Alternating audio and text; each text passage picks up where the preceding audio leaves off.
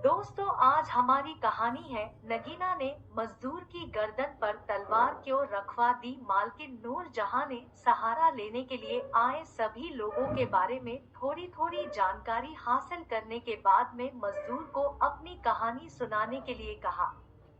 अपने पीछे एक लंबे चौड़े आदमी को तलवार लिए खड़ा देखकर मजदूर डरी आवाज में अपनी कहानी सुनाने लगा।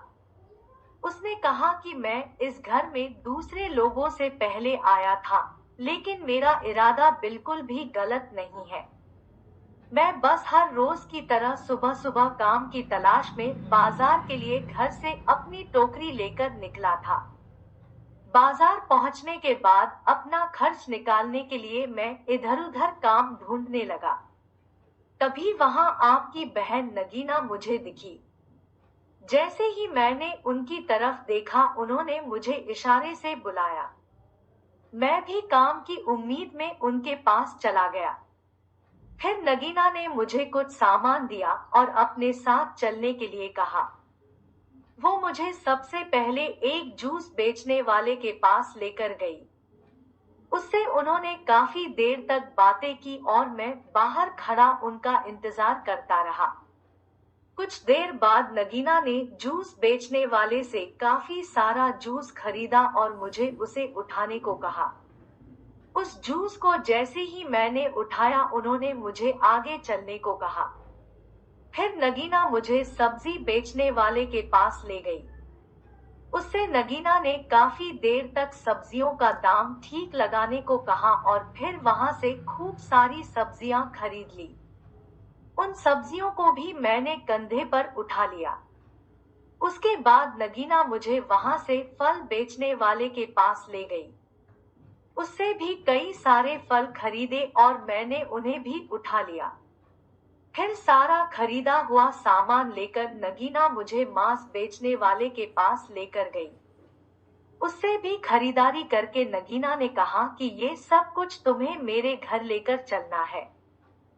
जैसा उन्होंने कहा मैंने भी ठीक वैसा ही किया और उनके पीछे पीछे सारा सामान कुछ कंधे पर और कुछ सिर पर लाद कर आपके घर आ गया। आगे मजदूर ने रोते हुए कहा कि बस मेरी इतनी ही कहानी है कि मैं रोज सुबह घर से 4 पैसे कमाने के लिए निकलता हूँ और जो भी काम मिलता है उसे बिना किसी सवाल के कर लेता हूँ। ठीक वैसा ही मैंने आज भी किया था।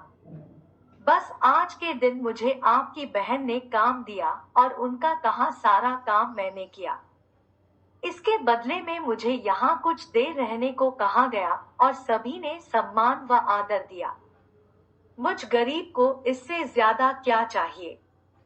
आप लोगों का दिल इतना बड़ा है कि मुझे आपने भरपेट खाने को भी दिया, लेकिन मुझसे क्या गलती हुई मुझे समझ नहीं आ रहा है। आपने मेरे सिर को काटने का आदेश क्यों दिया है? अगर कोई गलती हुई है तो मुझे माफ कर दीजिए। मैं आपका दिल नहीं दुखाना चाहता था। मेरे सिर के ऊपर से तलवार हटवा दीजिए। मजदूर की बातें सुनकर नूर जहां बोली, मुझे तुम्हारी बातों में सच्चाई नजर आ रही है। अब तुम यहाँ से चुपचाप चले जाओ और दोबारा लौटकर मेरे सामने मत आना। नूर जहां की यह बात सुनकर मजदूर के ऊपर तलवार लिए खड़ा व्यक्ति हट गया। यह सब देखकर मजदूर खुश हुआ क्योंकि उसकी जान बच गई थी। उसके बाद मजदूर नूर जहां से कहने लगा कि वो कुछ देर और वहां रुकना चाहता है ताकि वो फकीरों की भी कहानी सुन सके। मजदूर को नूर जहां ने किनारे में चुपचाप खड़े होने का इशारा किया। उसके बाद नूर जहां ने पहले फकीर को कहानी सुनाने को कहा।